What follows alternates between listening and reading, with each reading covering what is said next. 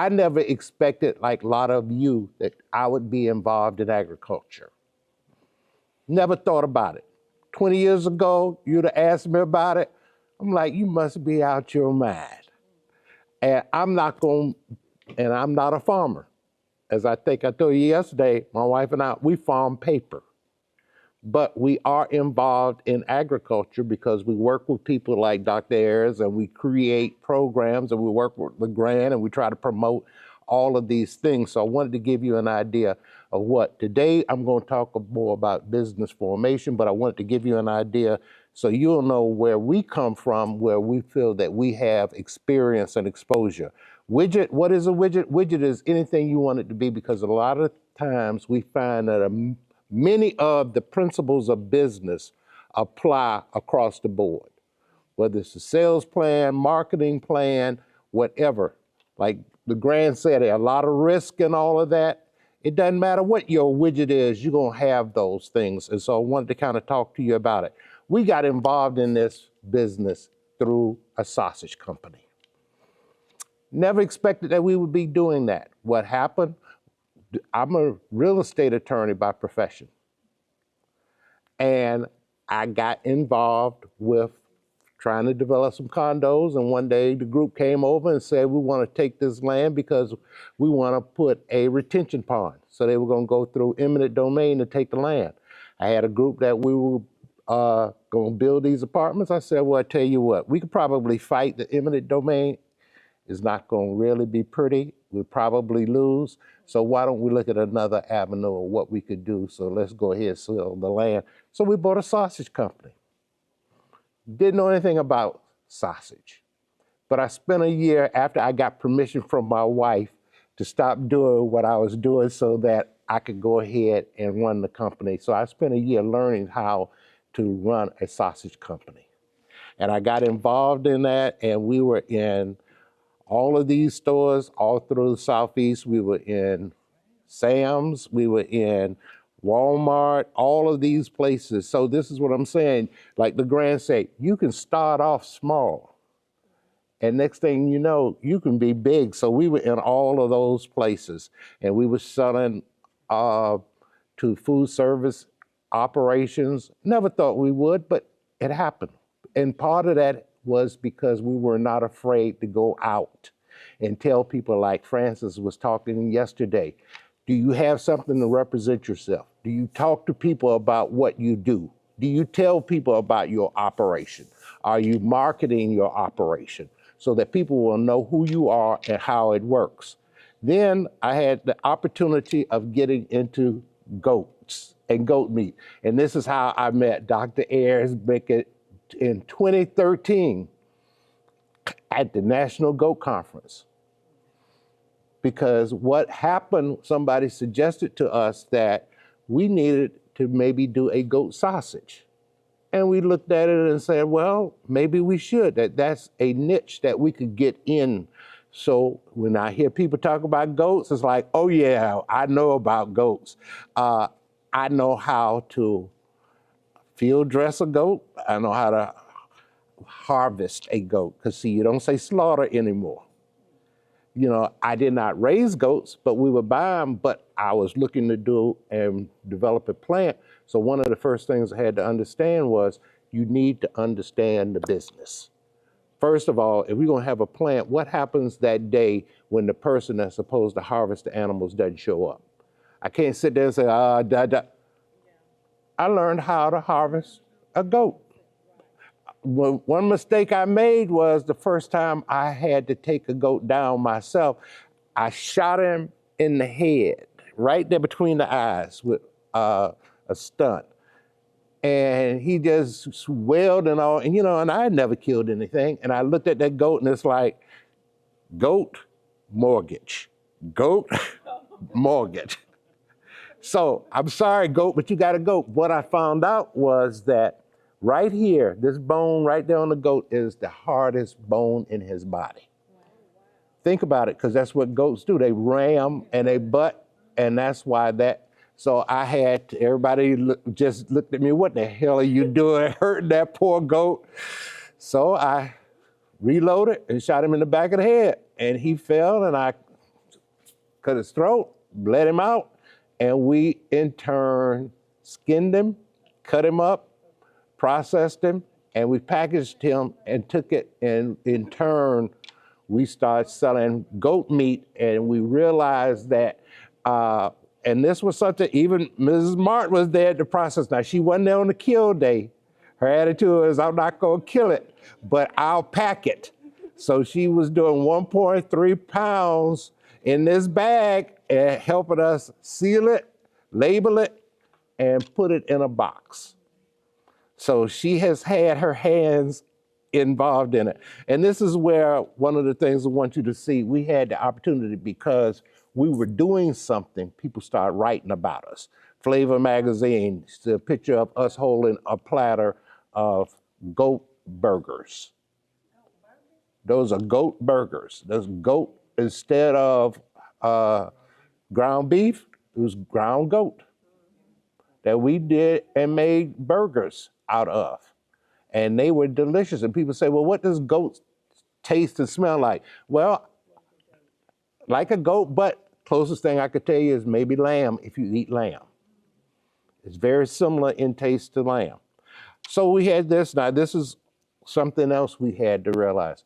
Most people and Americans do not know much about goat, how to prepare it. They're scared of it. And as a result, the only way that most people think of goat is curry, because that's what they can find at a Caribbean or an Indian restaurant. But folks that eat goat think of goat just like we do the pig. They eat it from the rooty to the tooty. I remember one day I had to go around to all the bucks that we had and cut off the testicles, because I had a group out of South Carolina, they were Indians, that wanted to eat the testicles. Oh, I'm just saying, so they do the same thing with goats just like we do with pig. You hear about the mountain oysters and all of that, the same thing. Then we were very fortunate in that we had the opportunity of going to, let me find my cursor. We got involved and got featured in Black Enterprise. You know, that's me right there. And it just so happened because I was going to workshops and events.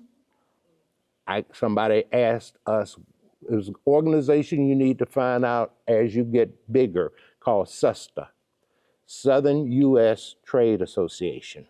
It's a national organization. It's funded by the U.S. Department of Agriculture, and it's helping people export products.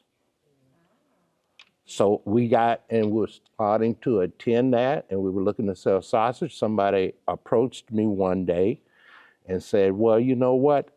I have a group that's interested in talking to somebody that's trying to do some exporting. I don't know whether you'd be interested or not, but I wanted to give you an opportunity because I see you here, you're working it. And I said, well, what's the name of the group? And this is a group called Black Enterprise. And I'm like, Black Enterprise? Would I be it? I'm like, damn right, hell yeah. But, you know, they didn't know.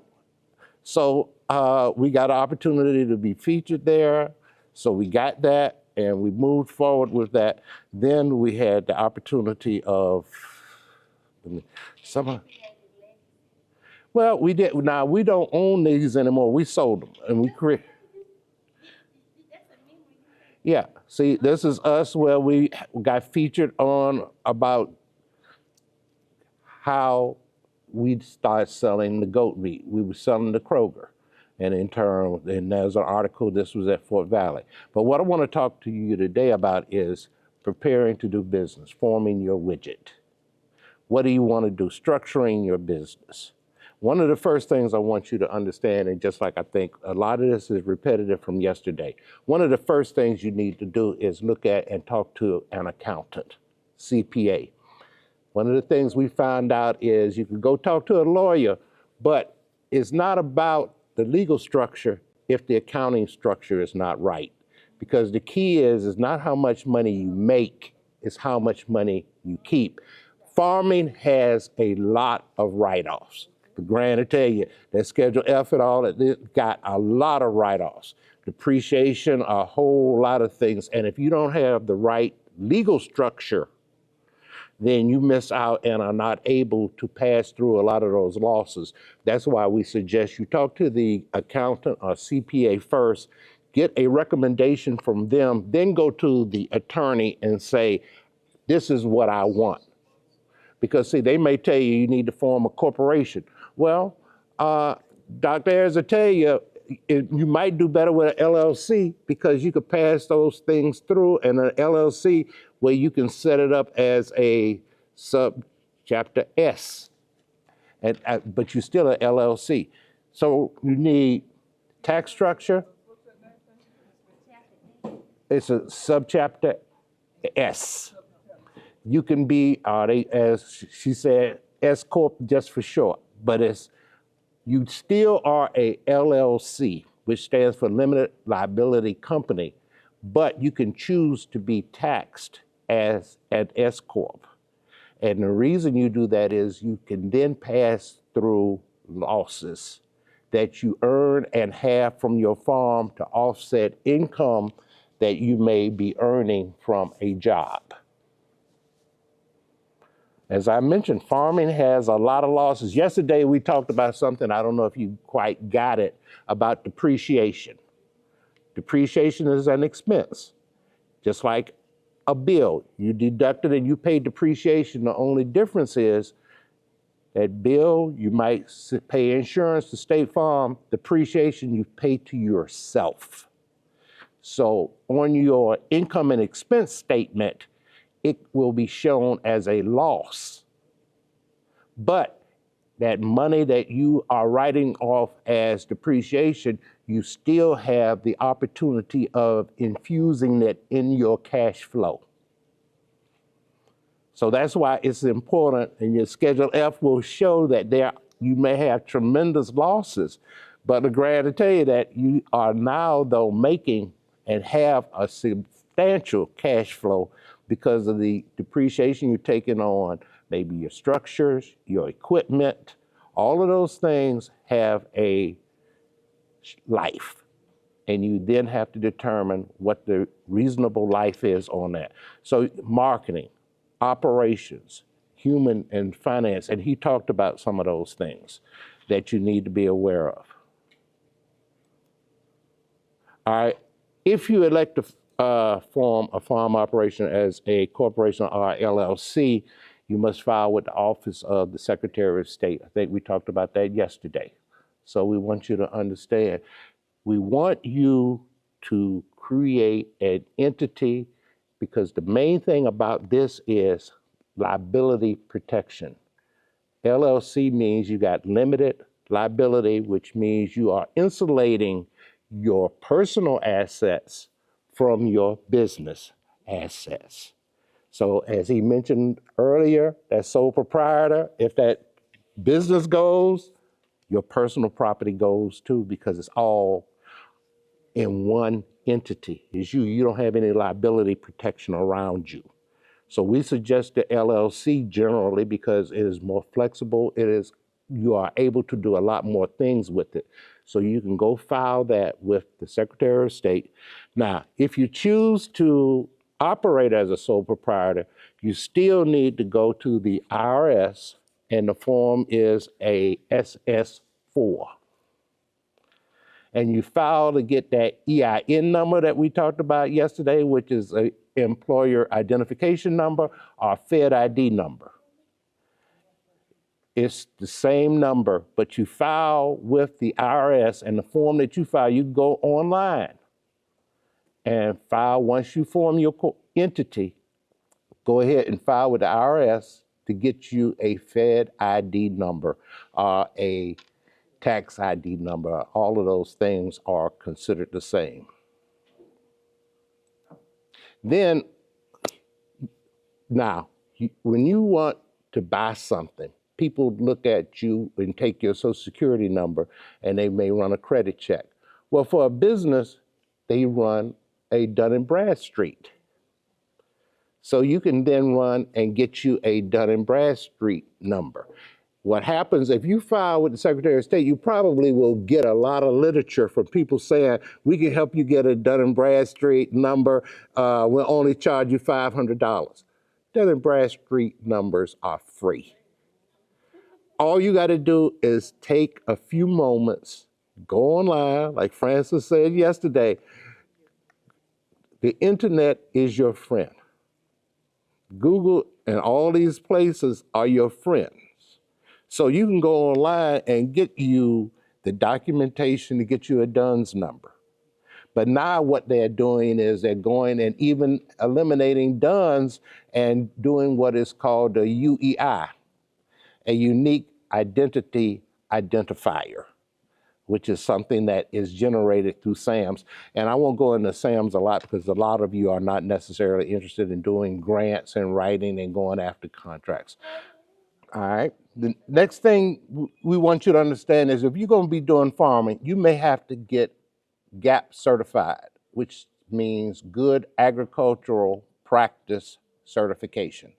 And what that does is shows that you have trained your workers, you have set up certain facilities in your field like hand washing stations, bathrooms, because in turn you don't want people going to the bathroom in the middle of your field because as soon as it rains, all the feces and all of that may wash up on your plants. So you want to have good handling, but like I say, if you're going to sell, you may need GAP. If you want to sell your produce, you may have to have GAP certification, which stands for Good Agriculture. Somebody comes in and does an audit of your property to see if you have certain things like I say, hand washing stations, bathrooms. You have also zoned your fields off and you are collecting your produce in sectors and sectors. Like this is row A, you put that in one container. This is row B, because if somebody in turn is sick and they on row 1, and for instance, they bite a strawberry and the saliva on their hands, and then they go grab another strawberry off the bush and throw it in the basket. They've just contaminated that basket. Now, if you have segregated and are only allowing them to work row A, then the possibility is you may only lose row A, as opposed to just putting it all in. What we call that is traceability. So you can show who picked it, when it was picked, and that goes back to your record keeping. Also, there are things like product liability insurance and also general liability. The grant talked about the general liability in that if somebody comes on your farm and they hurt themselves, even if they are a trespasser, you still may be liable if they hurt themselves. So you need to be aware of that. Product liability, if you want to sell to certain places, they require that you have product liability insurance, because if somebody gets sick, they're going to sue you. I don't care how big or how small you are. You may be selling at a roadside stand.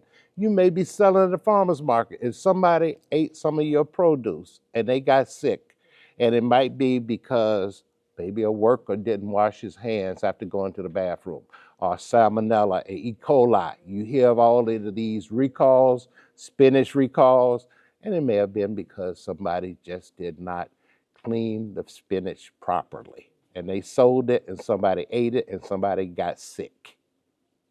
So as a result of that, the person that got sick, hopefully they don't die, then you have the potential of being sued.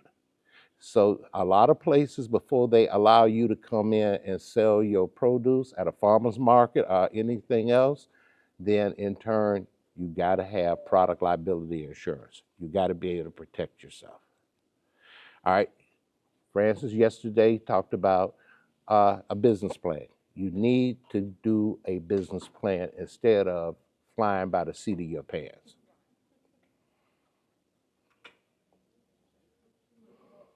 You know, remember this, if you don't know your history, you're doomed to repeat it. All right, building sustainable business, understanding marketing principles, realizing your personal, economic, and environmental and all the community values.